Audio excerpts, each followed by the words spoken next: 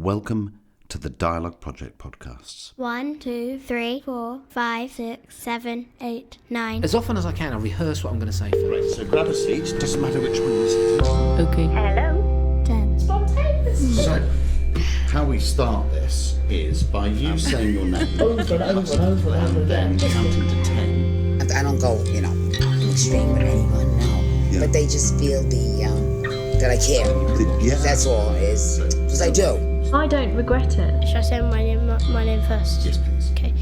1. You go to space, you look at the Earth and you cry. If we didn't ask questions, then we wouldn't go on. To change your personal options, Listen to me. 10, 9, 8, 7, 6, 5, 4, 3, 2. I find I'm saying things that I feel are quite magical, really. It was a very beautiful thing because he let me wash his hair. 1. My name is Carl James, and today I want to share with you a conversation that I had a while ago, but it's a conversation that stayed with me. And it stayed with me for a couple of reasons. More about that in a second. It's a conversation with a woman called Sandra. I told Patty got 125. She said she didn't know why. Hi. Hello, how are you? I'm good, thank you. I came and bought... Sandra is a New Yorker, Okay. as you can probably tell by her accent. Could I talk to you for 2 minutes? Absolutely. What do you want So, to say? I'm from London, okay? Okay. I remember. Sandra runs a post office, Okay. the Greenwich Village Post Office in New York, right next to NYU, and many of her customers are students, professors, and pretty much anyone else who works at one of the most famous universities in the world. Can I buy an envelope, please? Of course. He wants an envelope.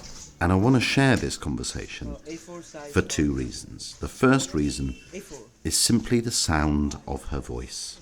Your voice is a character. It is a character. Do you not like your voice? The truth of it is that I popped into her post office earlier on in the day, and I could hardly believe the sound that came out of this woman's mouth. It's just if I say hello, everybody knows where I come from. What's New wrong York with that? City. That's No, great. I know. I can remember being just entranced, really, by the rich, musical, lyrical, luscious voice that I heard.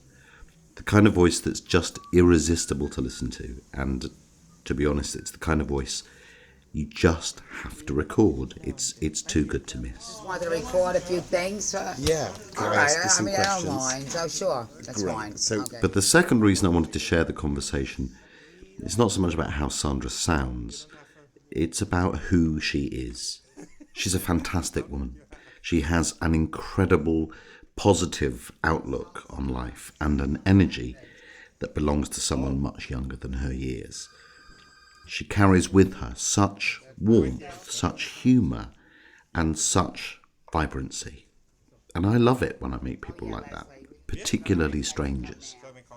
So I just had to go back later that day and have a conversation with her. Yeah, he never And this is a short edit of that conversation, complete with all the sound texture of New York rattling and hissing away in the background. So, thank you, Sandra.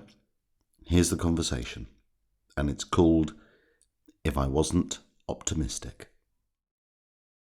What you're about to listen to is an edit created by the Dialogue Project, with the full permission of everyone involved in the conversation. If you can hear my voice clearly, the volume will be about right for you. Thank you for listening.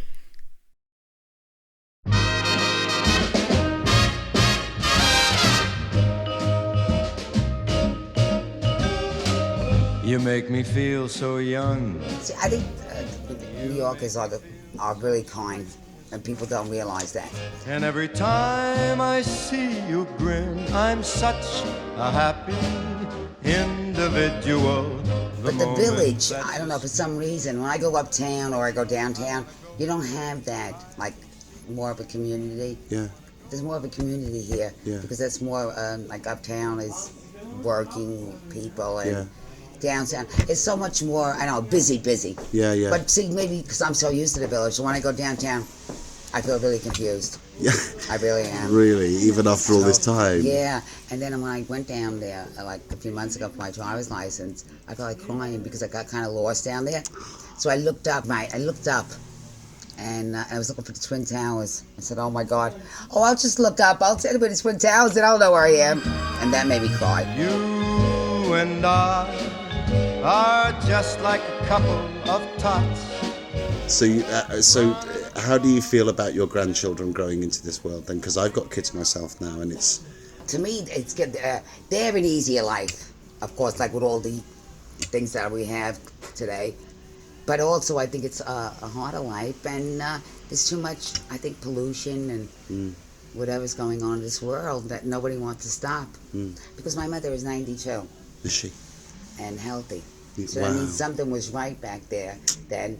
And things are not that right today. Yeah. And I don't know who's going to do anything because the government, I don't care which government it is, does not care. You make me feel so young. Are you an optimistic person? Yes, I have to be. I have too many things that happen to me. Really? Oh my God, yeah. Really bad. My What son kind of died at 30. Your son died at 30. Aneurysm. I Oh, I'm have to be, sorry. otherwise I don't even know I'm standing here. And I just lost my husband after 42 years. I took care of him a long time. He had a stroke, and I really loved him. And I just lost him in November. Oh, I'm so sorry. So I'm so sorry. I'm telling you, if I'm not optimistic, I'd be dead. I'd be gone. It's too much death. Yeah. And well, especially my son. I mean, At I 30, could see that's my husband. young. He was sick, and I would that would be on my mind because there were so many things wrong with him. But I never thought, that I would lose my son. You just have one son? And now I have a daughter, and thank God. How's she She's doing? the best. Well, she's good. She's doing all right. This is my grandchildren. Oh, look at them. And I'm going. What are their names? Her name is Lauren. Yeah. And she kind of looks like me if you see her. Everybody says Yeah, that. she I'm does. so proud of it. Your eyes, look at that. Yeah. And this is my little cutie pie, Ryan. He's he thinks I'm a young kid. He wrestles with me. I said, what do you think I am? And then, they treat me like kids because I act like that. Okay. But their other grandparents, I tell them, do you do this to your other grandparents? They tell me, no, we're afraid of them. I go, all right, thank you. You seem so young. I mean, you've got so much energy about you. I do have a lot of energy. Where do you get that from? I think my father was that type. I don't know. I am. And I used to multitask so much, but now I'm, of course, getting older, so you can't. Yeah. I try to do it, but it doesn't work out. Like I'm doing this, and then I want to do that, but then when I come back to this, I kind of forgot that. Picking up lots of forget-me-nots.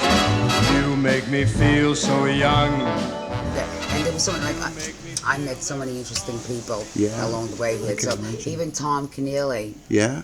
That is the writer and all. Yeah. Like about 15 years ago, he was a professor at NYU. Okay. And the most wonderful people in the world to know.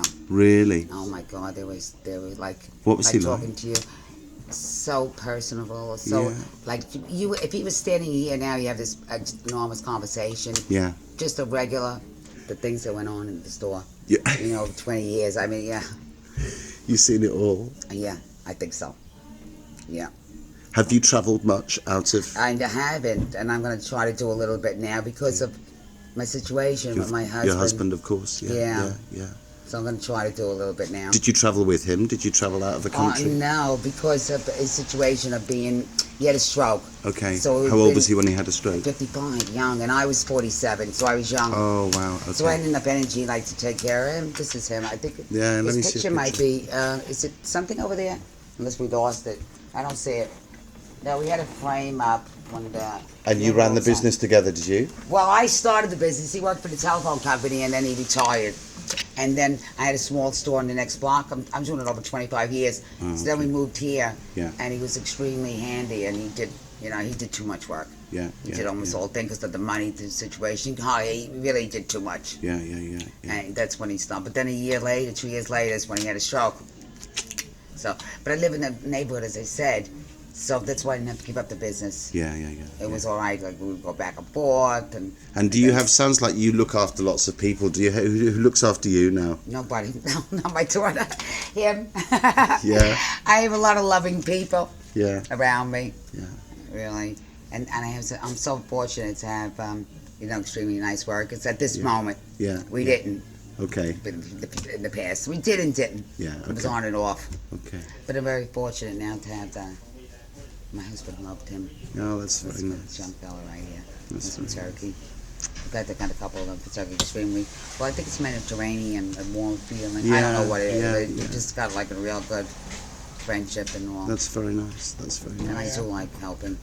My husband was like that, so Yeah, it's in your nature. I think it is. Yeah, Is it? I'm like a mother figure, like with the students. Yeah, really. Like me. They come. I can tell. I can't. And then my daughter wants to get me away from that. Like sometimes even weighing on people because I'm ready to give discounts. You want a discount? Okay, you got it. She said, "How are we paying the rent?" Oh, it doesn't matter. So you have lots of friends, but not as much money as you No, might have. no. I guess That that's the doesn't right way matter around, and isn't it? nothing. I have enough Yeah. that it's all right for me. I mean, some people it's never enough. You could have, the world, and it still wouldn't be enough. Yeah. You have to be happy in yourself. Yeah. If you're not happy with yourself, you're not happy at all in anything in life. I agree. Really, that's it, I think. Even when I'm old and gray, I'm gonna feel the way I do today, 'cause you. I think it's easier to feel sorry for yourself than not to. Yeah. That's my opinion Yeah. of life. Yeah. With people. To feel, more, oh, God. Isn't life too much. terrible? Yeah, don't. What is it going to do? Yeah, it's not going to change This is only things. one life we have, and you make what you want.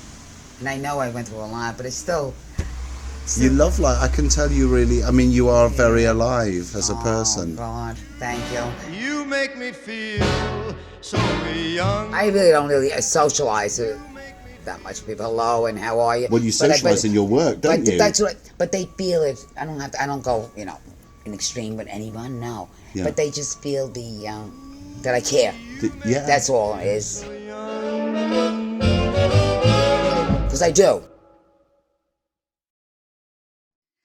Thank you so much my for your pleasure. time. I don't know how. My name's Carl. You should write to me then. You're going to write? Well, give me your address. I would love to drop you a line. Do I have a card here? What the hell? I have nothing now. Here we are, Village Okay, Postal give me my Centre. card and my thing. And give me your name and address. Yeah, of course I will.